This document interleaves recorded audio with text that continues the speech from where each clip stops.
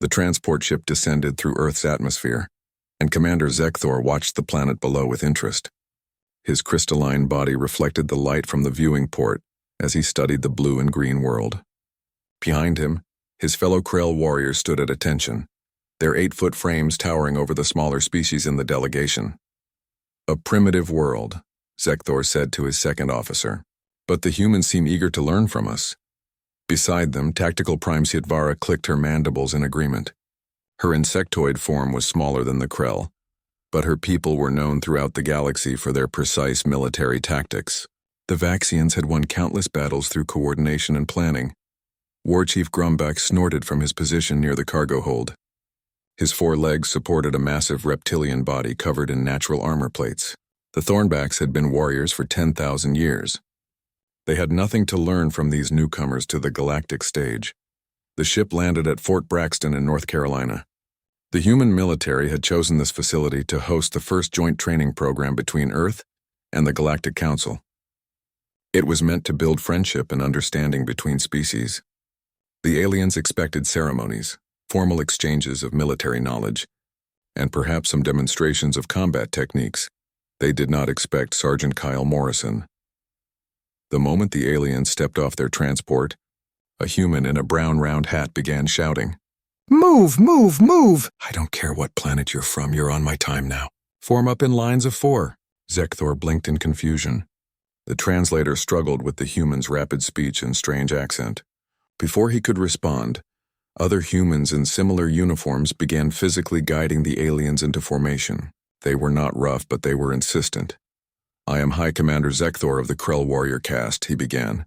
"I demand to speak with—" "You'll speak when spoken to," Morrison barked. "Right now you're recruits, and recruits don't demand anything. Drop your bags and give me 20 push-ups." "Push-ups?" Ajitvara's translator offered no helpful context for this term. A human female stepped forward. She was smaller than most of the recruits, but moved with confidence. Staff Sergeant Lauren Mitchell demonstrated by dropping to the ground and rapidly lowering and raising her body using only her arms. Like this. "Everyone does 20 now." The aliens looked at each other in confusion and growing anger. They were veteran warriors, commanders of armies, heroes of their people. They were not meant to be treated like untrained younglings. Commander Victoria Hayes watched from a distance with her cultural liaison officer, Dr. Patricia Newman. "Think they'll last the first week?" Hayes asked. "The Krell are prideful. The Vaxians are logical. The Thornbacks are stubborn," Newman replied. "My money is on stubbornness winning out. They'll stay just to prove they can." On the parade ground, the aliens attempted their first push-ups. Zekthor's rigid crystalline body was not designed for this movement. He managed 3 before his arms trembled. Sietvara's insectoid limbs were built for quick movements, not sustained pressure. She completed 5 before collapsing. Grumbach, with 4 legs, had no idea how to even attempt the exercise with only his front limbs. Meanwhile, the human recruits around them pumped out 20 push-ups with practiced ease. Private Danny O'Brien, a young man barely into his 20s, finished his set and popped back to his feet. He noticed Grumbach's confusion and whispered, "Use your front legs like arms, tuck your back legs under." Morrison's sharp eyes caught the exchange. "O'Brien, did I ask you to speak?" "No, Sergeant." "Then give me 10 more for being too helpful. The aliens need to figure this out themselves." O'Brien dropped and began his penalty push-ups without complaint. The aliens watched in amazement. The human had just been punished, yet he showed no anger, no resentment. He simply did as ordered. The first day continued in a blur of confusion and exhaustion. The aliens were issued human military uniforms, though the tailors had to make significant adjustments for different body types. They were assigned bunks in a barracks that felt too warm for the Krell, too cold for the Vaxians, and too small for the Thornbacks. They were fed human military rations. The food was nutritious but bland. Zekthor poked at something the humans called meatloaf with deep suspicion. "It's dead animal tissue," Private Amy Jackson explained helpfully. "Cooked and shaped. Pretty good compared to the MREs we'll get in the field." "What are MREs?" Sietvara asked. "Meals ready to eat. Packaged food that lasts forever and tastes like cardboard." Amy smiled. "You'll love them." That evening, the aliens gathered in a corner of the barracks away from the humans. They activated a secure communication device and contacted the Galactic Council. "This is unacceptable," Zekthor reported. "We are being treated like untrained children. We request immediate extraction." The council representative's face appeared on the small screen. "Negative, Commander. This is a diplomatic initiative. Leaving early would insult the humans and damage our relationship with them. You will complete the program, but you are warriors, are you not? Surely you can handle whatever training these primitive mammals have devised." The representative's tone made it clear the discussion was over. The communication ended. Grombach growled low in his throat. 12 weeks. We can survive 12 weeks of this. Across the barracks, the human recruits were settling in for the night. Private Carlos Ruiz was shining his boots. Private Nicole Harper was writing a letter home. They moved through their evening routines with calm efficiency, completely unaware that the aliens were watching them with growing unease. Danny O'Brien approached the alien section slowly, hands visible and non-threatening. "Hey, just wanted to give you a heads up. Tomorrow we start physical training for real. Today was just in processing. It gets harder from here." "Harder?" Suidvara could not imagine what could be harder than the humiliation they had already endured. "Yeah. We'll do the obstacle course. It's fun once you get used to it." Danny smiled, genuinely trying to be encouraging. "And we have a 5-mile run in the morning. Well, more like a shuffle for the first few weeks until we build up endurance." He walked away, leaving the aliens in stunned silence. 5 miles, Zekthor said quietly. "In the morning. Before the obstacle course. Perhaps," Sitvara suggested, "we have underestimated these humans." Grombach said nothing. He was thinking about his homeworld, where the strongest warriors could sprint for perhaps half a mile before needing rest. He was thinking about the fact that humans apparently considered 5 miles a warm-up exercise. He was thinking that maybe, just maybe, they should have researched Earth more carefully before agreeing to this exchange program. The lights went out at exactly 2100 hours. In the darkness, the aliens lay awake, their bodies aching from a single day of basic training. Around them, the human recruits fell asleep within minutes, their breathing deep and regular. Tomorrow would be worse, Danny had said. The aliens did not want to believe him. But they had noticed something troubling about the humans. They did not boast or threaten. They simply stated facts and expected everyone else to keep up. It was, Zekthor decided, far more frightening than any war cry. Outside the barracks, Sergeant Morrison and Staff Sergeant Mitchell reviewed the day's notes. "Think they'll make it?" Mitchell asked. Morrison shrugged. "The Galactic Council says these are their best warriors. We'll find out if that means anything." He paused. "Go easy on them tomorrow. We need to build them up before we really start breaking them down." Mitchell laughed. "Kyle, tomorrow is easy. We're just doing basic PT and the confidence course." "Exactly," Morrison said. "Let's see how they handle easy." The alarm sounded at 400 hours. In the darkness, the aliens jerked awake in confusion. They had only fallen asleep 2 hours ago, their bodies still adjusting to Earth's day-night cycle. Before anyone could orient themselves, the barracks doors slammed open and Sergeant Morrison entered, banging a metal trash can lid with a stick. "Rise and shine, people. You've got 4 minutes to be outside in formation. Move." The human recruits exploded into activity. They rolled out of their bunks, pulled on their physical training uniforms, and rushed outside. The aliens scrambled to follow, their tired minds struggling to process what was happening. Zekthor stumbled outside, still trying to fasten his uniform. Around him, the human recruits stood in perfect rows, already at attention. Morrison's eyes fixed on the Krell commander. "Late means push-ups. Everyone give me 20 because the commander can't tell time." The humans dropped without complaint. The aliens, horrified, realized they had just caused punishment for the entire unit. They attempted the push-ups, their bodies screaming in protest. Zekthor managed 5. It was 3 more than yesterday, but nowhere near the 20 required. "Pathetic," Morrison said, but his tone was less angry than disappointed. "We'll work on that. Right now, time to wake up." "Jumping jacks, 100 count!" Staff Sergeant Mitchell demonstrated the movement, arms and legs moving in coordination. The humans began immediately, counting out loud in unison. 1, 2, 3, 4! The aliens tried to copy the movement. Sitvara's insectoid body could manage the arm movement, but her leg structure made the jumping motion awkward. She looked like she was having a seizure. Grombach, with his 4 legs, created a completely different pattern that was almost beautiful, but entirely wrong. Zekthor's rigid crystalline joints simply refused to move in the required way. Private Danny O'Brien, jumping next to Grombach, whispered between breaths. Don't worry about perfect form. Just keep moving. Blood flow is what matters. The count reached 100. The humans were breathing hard but steady. The aliens were gasping. Shidvara felt her body temperature rising dangerously. Her species overheated quickly, and this sustained activity was pushing her limits. Water break, Mitchell announced. 2 minutes. Hydrate and form up for the run. Run? Zekthor managed to gasp.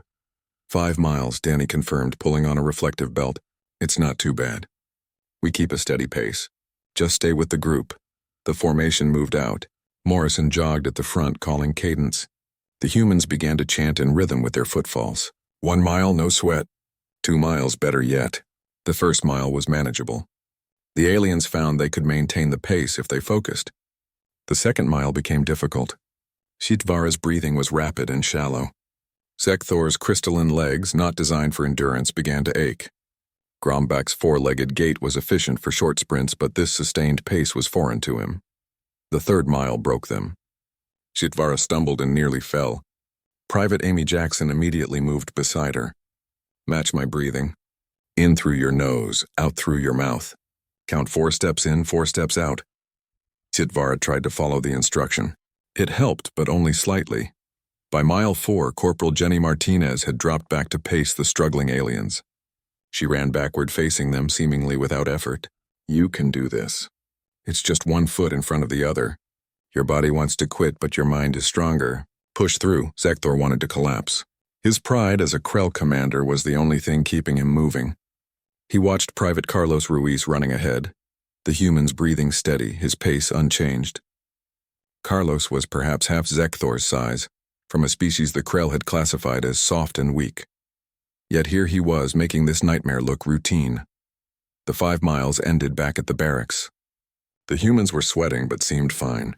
They stretched and drank water and talked among themselves. The aliens collapsed on the ground, their bodies refusing to move.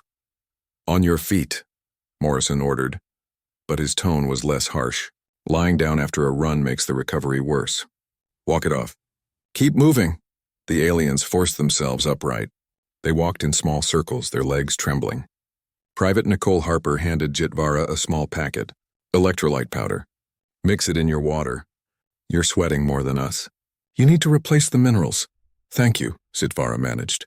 The kindness confused her. The humans had just watched them suffer through an impossible task, yet showed compassion afterward. Breakfast was served at 600. The aliens could barely lift their forks. Across from them, the human recruits ate with good appetite, already discussing the day ahead. Obstacle course after breakfast, Danny mentioned casually, also known as the confidence course. It's actually pretty fun. Grombach stared at him. Fun? You believe torture is fun? Danny blinked in surprise. It's not torture. It's just training. You'll get better at it. Everyone does. At Airway 800, the recruits arrived at the obstacle course. It stretched across several acres of Fort Braxton, a series of walls, ropes, tunnels, and barriers. Morrison explained each obstacle and demonstrated proper technique. He made it look easy. Remember, he said, this is called the confidence course because it builds confidence. You will fail. That's expected. You will try again. That's required. Nobody gets through everything on the first attempt. He was wrong about that. Private Amy Jackson, small and light, flowed through the course like water. She climbed the rope wall with ease, balanced across narrow beams, and swung from rope to rope without hesitation. The aliens watched in disbelief. Jackson grew up climbing trees and doing gymnastics, Danny explained when he saw their expressions. She's good at this stuff. When it was the aliens' turn, disaster struck immediately. The first obstacle was a simple 6-foot wall. The humans jumped, grabbed the top, and pulled themselves over. Zekthor, despite his height advantage, found his crystalline body too rigid to perform the movement smoothly. He eventually made it over, but it took 3 attempts. Sitvara faced the horizontal rope crawl and discovered her insectoid limbs could not grip the rope properly. She kept slipping. Corporal Martinez climbed up beside her and physically demonstrated how to wrap her legs around the rope. Use your whole body, not just your arms. Distribute the weight. Grombach reached the vertical cargo net and stopped. His 4 legs could not find purchase on the rope squares. He tried to climb, slipped, and fell backward. The humans had installed safety mats, so he was not injured, just humiliated. Private Jake Holloway approached. Hey, try going diagonal instead of straight up. Use 3 legs to hold on and 1 to reach. Alternate which leg reaches, Grombach tried the suggestion.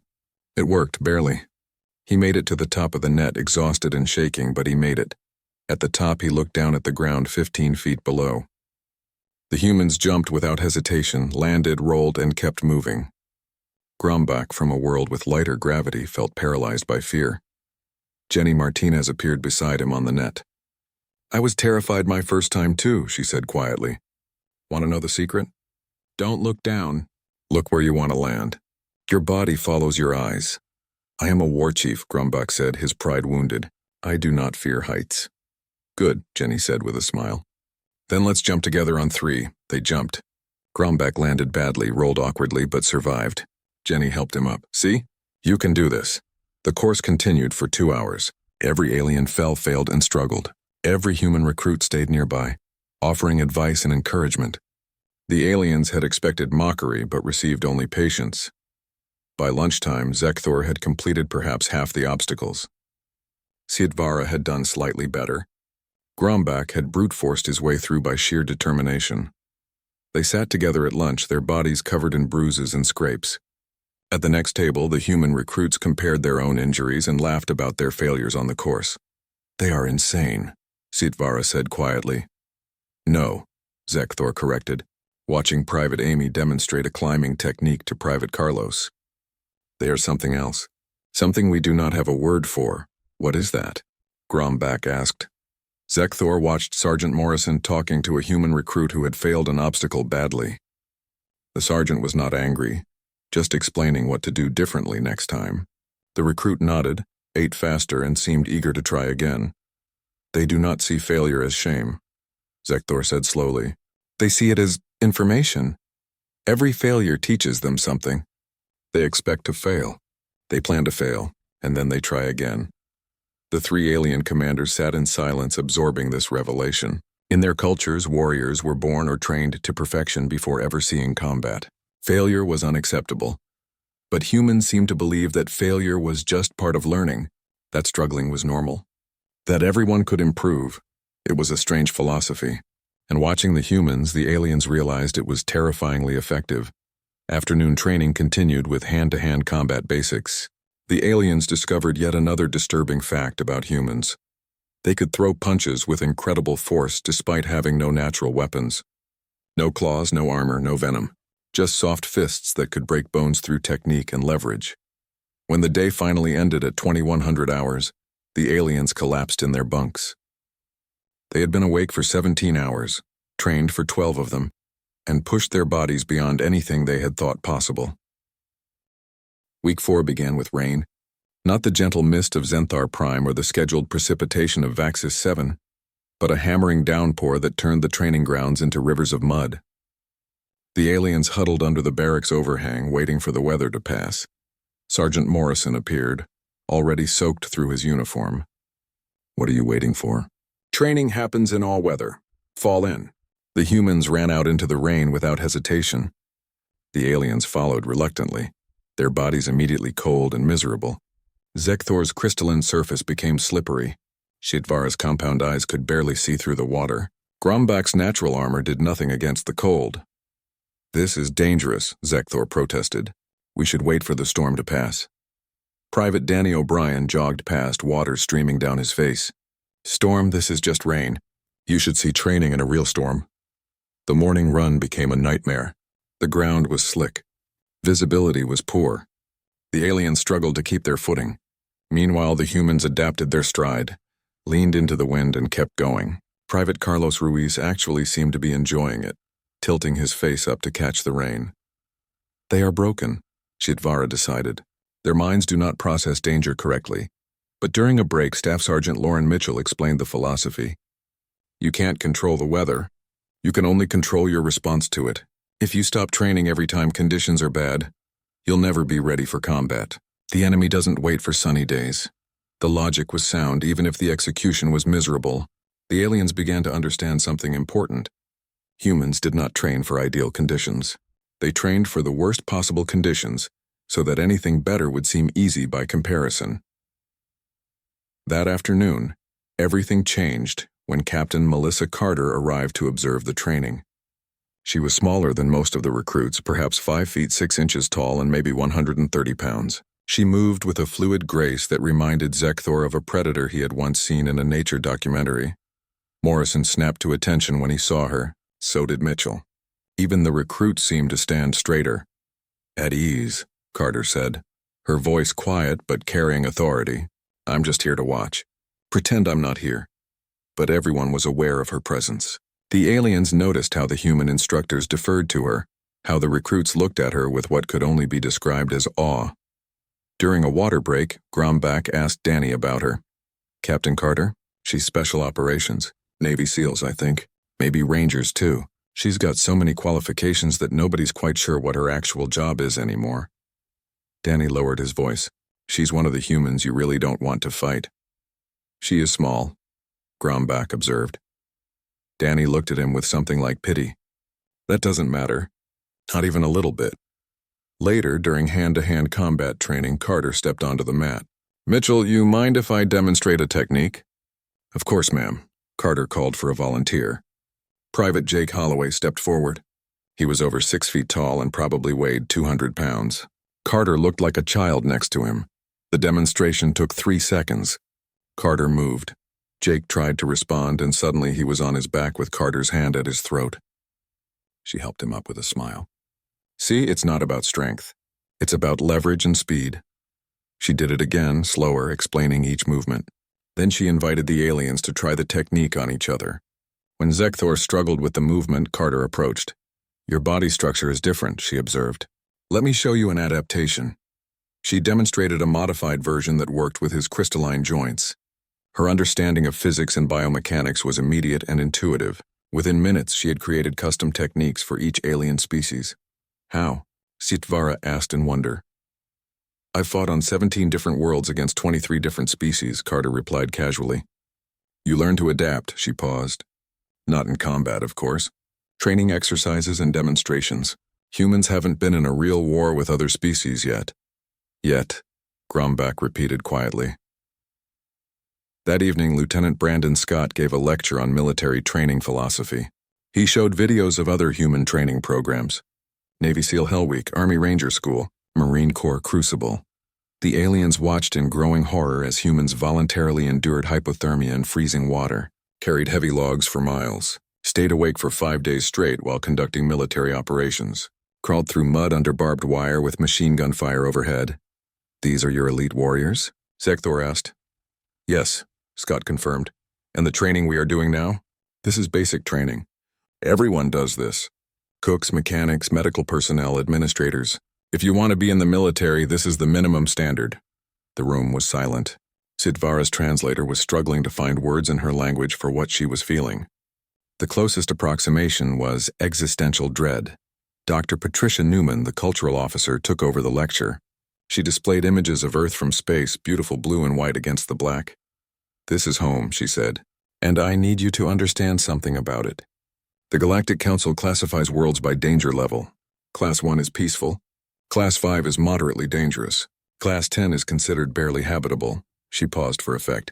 "Earth is Class 12. The highest rating ever recorded. And humans didn't know that was unusual because we had no comparison. We thought every planet was like ours." She showed images.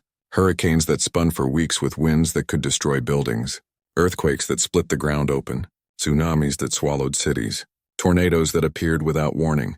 Volcanoes that erupted with enough force to change the climate. Earth is actively trying to kill everything on it. Newman continued. It has been doing so for billions of years. Humans survived by becoming very, very good at not dying. She showed more images. Humans in the Arctic, in deserts, in jungles, on mountains. We are persistence predators. We evolved to chase prey until it collapsed from exhaustion. We have more endurance than almost any other species on our planet, and we adapted to survive in every climate zone.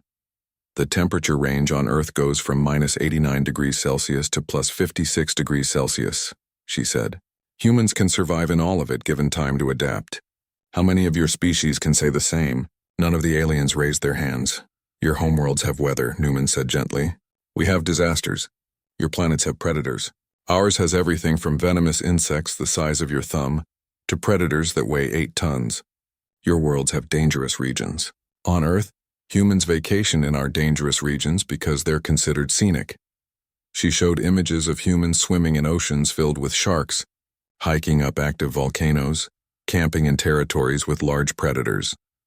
We don't think of these things as particularly dangerous because compared to what killed our ancestors, they're manageable risks. When you grow up on a Class 12 death world, you recalibrate your sense of danger. The lecture ended. The aliens sat in stunned silence. Captain Carter stood from where she had been observing in the back. I know this is a lot to process, but I want you to understand something important. You're doing well. Better than expected, honestly. We are failing constantly, Zekthor said bitterly. Yes, Carter agreed. And you're getting back up and trying again. That's what matters. You think humans don't fail? We fail all the time. We've just learned to treat failure as data instead of defeat. She walked to the front of the room.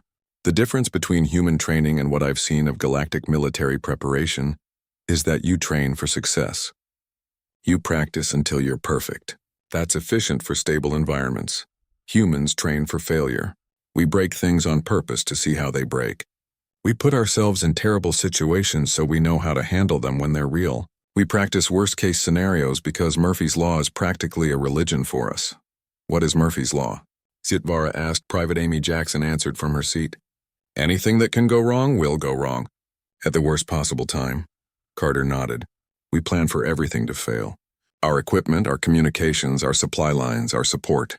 We train every soldier to operate independently if they have to, because on Earth, nature taught us that plans are just suggestions and disasters don't wait for you to be ready. She looked at each alien commander in turn. Your species became warriors through conquest and defense. Humans became warriors through survival. That's why our basic training seems extreme to you. This isn't preparation for war. This is preparation for existence on a planet that doesn't care if you live or die. That night, the aliens did not gather to complain. They sat quietly in their bunks, processing everything they had learned. Grumbach broke the silence. I researched human history today. Did you know they fought wars during an ice age? I read about a battle where they fought in negative 40-degree temperatures, Sitvara added. For months. And won. Zekthor had done his own research. There is a human saying. Pain is temporary, pride is forever. They have dozens of sayings like that. Phrases about enduring, surviving, pushing through. Their entire culture is built around the concept of persistence. We cannot compete with that, Grumbach said. We are from stable worlds. We evolved for efficiency. They evolved for endurance. No, Zekthor said slowly. We cannot compete on their terms. B-Week 8 arrived with an exercise the humans called the gas chamber. The aliens stood outside a concrete building, watching human recruits emerge with streaming eyes and red faces, coughing and gasping. Some were vomiting. All looked miserable. This is a chemical weapon? Zekthor asked in horror. CS gas, Sergeant Morrison confirmed. Tear gas. Non-lethal but very unpleasant. Everyone goes through. You'll wear your gas mask, then take it off inside and recite your name and serial number before exiting. Why would you deliberately poison your own soldiers? Sitvara demanded. Staff Sergeant Mitchell answered. Because if you've never experienced chemical weapons in a controlled environment, you'll panic when an enemy uses them in combat. We show you every horror you might face so nothing surprises you. Private Danny O'Brien emerged from the building, his face red and covered in mucus. He was coughing but gave them a thumbs up. Not that bad once you're outside. Just keep your eyes open and breathe slowly. He is damaged, Grumbach observed. He'll be fine in 10 minutes, Morrison said. Aliens are up next. The gas chamber was the worst experience of Zekthor's long life. The CS gas burned his respiratory system and made his crystalline eyes feel like they were dissolving. He managed to croak his name before stumbling outside, where Corporal Jenny Martinez guided him to a decontamination area. Face the wind. Keep your arms out, let air flow through your uniform, she instructed. Don't rub your eyes. Don't touch your face. The gas will clear on its own. Sitvara was worse. Her insectoid respiratory system was more sensitive. She emerged panicking, her limbs thrashing. Private Amy Jackson and Private Nicole Harper caught her, held her steady and talked her through the panic attack. Breathe with us. In and out. You're safe now. The gas can't hurt you. Your body is just reacting. In and out. It took 20 minutes for Sitvara to recover. When she could finally speak, She looked at Amy with new understanding. You do this to all your soldiers? Everyone, Amy confirmed. I did it. Danny did it. Even Captain Carter did it years ago. It's terrible, but it works. Now you know what CS gas feels like. If someone uses it against you in combat, you won't freeze up. That night, the aliens gathered in their usual corner. They were past the halfway point of training. They had survived 6 weeks that should have broken them. The physical training was still difficult, but they were adapting. Their bodies were changing, building muscle and endurance they had not known were possible. But the psychological training was harder to process. They practice being wounded, Zekthor said quietly.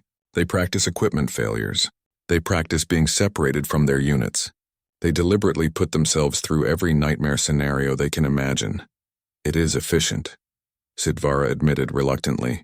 Terrifying, but efficient. Grombak had been quiet all evening. Finally, he spoke. I need to tell you something. Last week during the night navigation exercise, I got lost. I panicked. Private Jake found me and helped me get back to the checkpoint. He said nothing to the instructors. He just helped. That has happened to all of us, Zekthor said. The humans cover for each other constantly. They take punishments meant for individuals and share them across the group.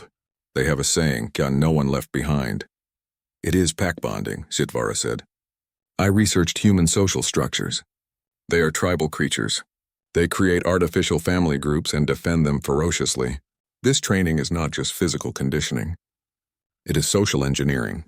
They are building a unit that will function as one organism. The next day brought new revelations. Major Kevin Thompson gave a lecture on military history. He started with ancient humans fighting with stone tools and worked forward through thousands of years of warfare. The aliens learned about human conflicts that lasted for generations.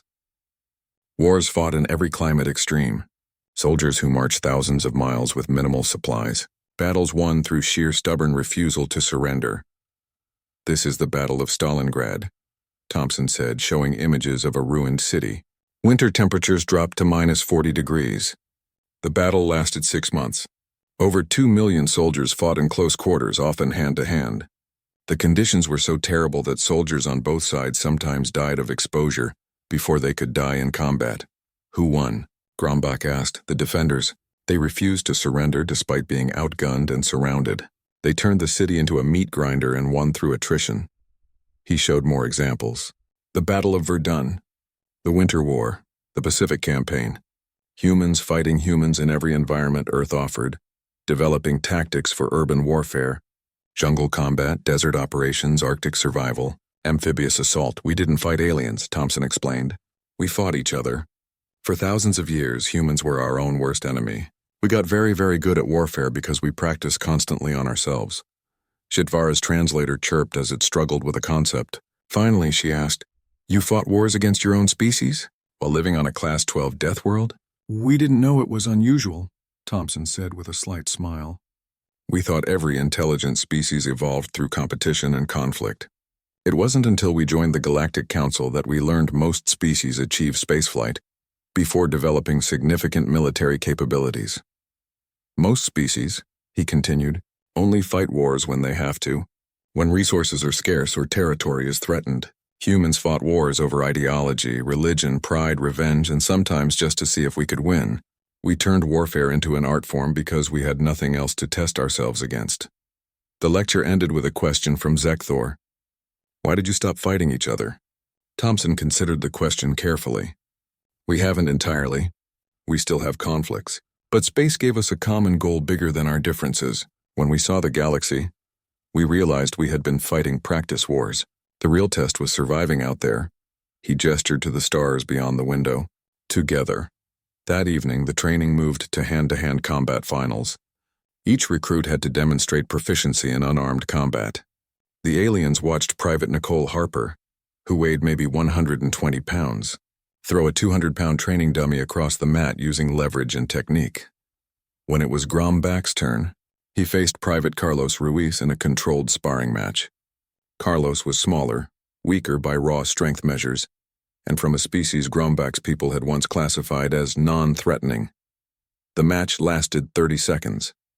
Carlos used Grombach's momentum against him, avoided his strength, and put him in a submission hold so quickly that Grombach barely understood what had happened.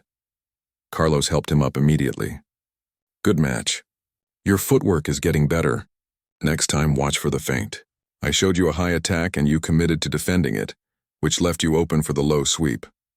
Grombach realized something profound. Carlos had not fought to humiliate him. He had fought efficiently, demonstrating technique, and then immediately switched to teaching mode. It was not about dominance. It was about learning. The final exercise of Week 8 was a 48-hour field operation with minimal sleep and limited rations. The recruits were divided into mixed squads. For the first time, aliens and humans worked together as integrated units. Zekthor found himself paired with Danny O'Brien and Amy Jackson.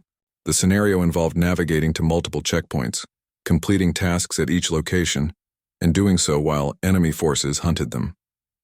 At the second checkpoint, Zekthor's legs gave out. Weeks of training had strengthened him, but his crystalline body simply was not built for this sustained activity. He collapsed, unable to continue. "Leave me," he said, remembering his own military's protocols. "Complete the mission." Danny and Amy looked at each other and laughed. Not cruel laughter, but genuine amusement. "Yeah, that's not how we do things," Danny said. He and Amy constructed a makeshift litter from branches and cord.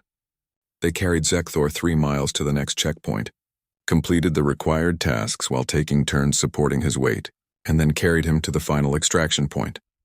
They finished last in their group. They lost points for slow completion time. Neither of them complained. "Why?" Zekthor asked when he could speak again. "You would have scored higher without me." "Scores don't matter," Amy said simply. "Getting everyone home matters. That's the whole point." At the debriefing, Sergeant Morrison addressed the group. "Some of you prioritize speed. Some prioritize stealth. O'Brien's team prioritized personnel. In a real situation, guess which approach keeps your squad alive?" He looked directly at Danny and Amy. "In my book, you two won. Everyone else just finished faster." That night, something shifted in the barracks. The aliens no longer stayed in their separate corner. Zekthor sat with Danny and Amy, listening to them tell stories about their homes.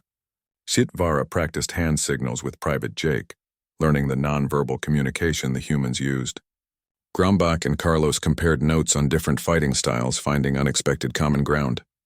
The invisible wall between species had cracked. They were no longer aliens and humans training in proximity. They were becoming something else, a unit, a team. In the human language, they would be called brothers and sisters in arms. The alien languages had no equivalent phrase because the cut W. Week 12 began with the final test. 72 hours in the field with minimal equipment, limited rations, and continuous objectives. Every skill learned over the past 3 months would be evaluated. The recruits would navigate hostile terrain, complete tactical problems, and do it all while exhausted, hungry, and stressed. "This is it," Sergeant Morrison told the assembled group. "Everything we've taught you comes together now. You will be cold, tired, and miserable. Your body will want to quit. Your mind has to be stronger. Remember your training. Trust your squad. Complete the mission." The groups moved out at dawn. Zekthor's squad included Danny O'Brien, Amy Jackson, Carlos Ruiz, and Sitvara, 5 beings from 3 different worlds, now functioning as a single unit. The first 12 hours went smoothly. They navigated to their checkpoints, completed the required tasks, and maintained good pace. Zekthor had learned to manage his energy, no longer burning out in the first mile. Sitvara had adapted her movement style to human terrain. They were not fast, but they were steady. Hour 15 brought the first real challenge, a simulated casualty scenario. Amy broke her leg and could not walk. The squad had to transport her 3 miles to the next objective while still completing their mission tasks. Without discussion, the group built a litter. Zekthor and Carlos carried Amy while Danny and Sitvara scouted ahead and handled navigation. They rotated positions every 20 minutes to prevent exhaustion. It was slower, but they kept moving. At hour 20, it started to rain. Not the light rain they had trained in during week 4, but a heavy storm that reduced visibility to a few feet. The temperature dropped. The trails became rivers of mud. "Should we shelter and wait it out?" Sitvara asked, her translator barely audible over the storm. "No," Amy said from her litter. "The mission doesn't stop for weather. We adapt and continue," they adapted. Danny pulled out a compass and they switched to pure navigation by bearing. Carlos used his body to shield Sitvara from the worst of the wind. Her insectoid frame was light enough that strong gusts could knock her over. Zekthor discovered that his crystalline body, so awkward in many ways, was surprisingly stable in the mud. By hour 30, none of them had slept. They were soaked cold and exhausted. This was when the psychological pressure began. Voices in their heads saying to quit, to rest, to stop. Danny started singing. It was an old military march, the words half nonsense, the tune simple and repetitive. I don't know, but I've been told something streets of gold. Sound off 1, 2, sound off 3, 4. Carlos joined in. Then Amy from her litter. The singing gave them something to focus on besides their misery. Zekthor did not know the words, but he hummed along with the melody. Sidvara clicked her mandibles in rhythm. They were not singing because they were happy. They were singing because humans had learned thousands of years ago that synchronized rhythm helped groups endure shared hardship. It was a psychological trick, and it worked. Hour 40 brought a navigation error. They had misread a terrain feature and were now 2 miles off course. The efficient solution would be to cut cross-country, but that meant leaving the trails and moving through dense forest in the dark. We can make it, Carlos said, studying the map. It'll be rough, but we can make it. They plunged into the forest. This was where the training showed its value. Zitvara's compound eyes could see better in low light. She took point. Zekthor's height allowed him to push through brush that would have blocked the humans. Carlos and Danny coordinated the litter carry, adapting to the uneven terrain. Every obstacle they encountered they had trained for. Steep slopes? They had practiced those. River crossing? They knew the techniques. Dense vegetation? They had done land navigation in similar conditions. The training had not made the tasks easy. It had made them familiar. The humans did not panic because they had practiced this exact type of problem-solving dozens of times, and the aliens had learned from their example. Hour 55 was when things became surreal. None of them had really slept in over 2 days. They were hallucinating slightly, their brains struggling to process reality. Zekthor saw colors that were not there. Sitvara swore she heard music. Danny had a conversation with a tree, but they kept moving. 1 foot in front of the other. That was all that mattered. At hour 60, they reached a checkpoint and found hot food waiting. Not much, just soup and bread, but after 3 days on energy bars and water, it was incredible. They ate slowly, forcing themselves not to make themselves sick. Sergeant Morrison was at this checkpoint observing. He nodded approval as they came in. Harper's squad and Chen's squad already quit. Said the weather was too dangerous. What do you say? We say the mission isn't complete yet, Sergeant.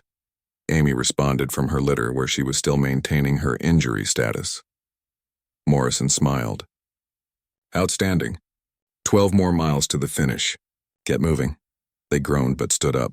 12 more miles. They could do 12 more miles. They had already done 50. What was 12 more? The final stretch was a blur. Zekthor was not entirely certain his legs were still functioning. He was moving through pure determination and muscle memory. Beside him, Danny was in a similar state. They supported each other, quite literally, taking turns being the stable one when the other stumbled. Hour 71. They could see the finish point in the distance. 1 more mile. That was when disaster struck. Zitvara, running on no sleep and pushed past her limits, collapsed. Not a simulated casualty, a real one. Her body had simply shut down. The humans immediately switched to emergency mode. Amy recovered from her simulated injury and checked Zitvara's vital signs. She's breathing. Pulse is fast but steady. Just exhaustion. We need to get her to medical. Leave me, Zitvara managed to whisper. Finish, you can finish. Yeah, that's adorable, Amy said. But no, Carlos, Danny, get the litter. Zekthor, you're on point navigation. We're finishing this together or not at all. They carried Zitvara the final mile. They crossed the finish line at hour 72 in 30 minutes. Late but complete. More importantly, together. The medical team checked Zitvara immediately. She was dehydrated and exhausted, but would recover fully with rest. They put her on an IV and let her sleep. The rest of the squad collapsed on the ground nearby, refusing to leave until they knew she was okay. That was where Commander Victoria Hayes found them an hour later, still covered in mud, sleeping in a pile like exhausted puppies. She let them sleep. They had earned it. The graduation ceremony was held 3 days later. The recruits stood in formation, clean and rested, wearing their service uniforms. Of the original alien delegation, 19 had completed the full program. 6 had been medically evacuated earlier. 3 had quit. It was actually a better completion rate than the human recruits from the same training cycle. Admiral Christine Walker gave the commencement speech. She talked about courage, perseverance, and the bonds formed through shared hardship. She acknowledged that the aliens had completed training designed by humans, for humans, on a Deathworld species terms. "You could have quit," Walker said, looking directly at the alien graduates. "No one would have blamed you. But you stayed. You adapted. You overcame. You are now soldiers by human standards, and that is among the highest compliments we can offer." She paused. "More than that, you are now our brothers and sisters. You have bled with us, suffered with us, and survived with us. In human culture, that creates bonds that transcend species. You are welcome in our ranks any time, any place." The ceremony concluded with the presentation of completion certificates. When Sergeant Morrison called Zekthor's name, the Krell commander walked forward with his head high. Morrison saluted him with genuine respect. "You didn't quit," Morrison said quietly. "I put you through hell and you kept coming back. That takes guts." "You taught me something important, Sergeant," Zekthor replied. "Failure is not fatal. Quitting is." Morrison's expression softened into something almost like pride. "Now you sound like a soldier." At the reception afterward, the aliens mingled with the humans they had trained alongside. There was laughter, shared stories, and the easy camaraderie of people who had survived something difficult together. Grombach found himself talking to Jake Holloway about hunting strategies on their respective homeworlds. Zietfara was teaching Amy some basic words in Vaxian. Carlos and Danny were showing Zekthor pictures of their families on Earth. Commander Hayes approached with a tablet. The Galactic Observer filed their final report. "Want to read it?" Zekthor took the tablet. The report was extensive, but the conclusion was clear. It recommended immediate revision of humanity's threat assessment. It noted that human basic training exceeded the advanced combat preparation of most Council species. It suggested that human elite programs produced what could only be classified as super soldiers by galactic standards. But the part that made Zekthor laugh was the final note. Additional concern: humans appear unaware that their capabilities are exceptional. Cultural officer noted that humans consider their homeworld pretty nice compared to their sister planets Venus and Mars. Humanity may be the only species that compares their homeworld to literally uninhabitable hellscapes and finds it acceptable by contrast. Recommend diplomatic rather than military engagement. Is something amusing? Hayes asked.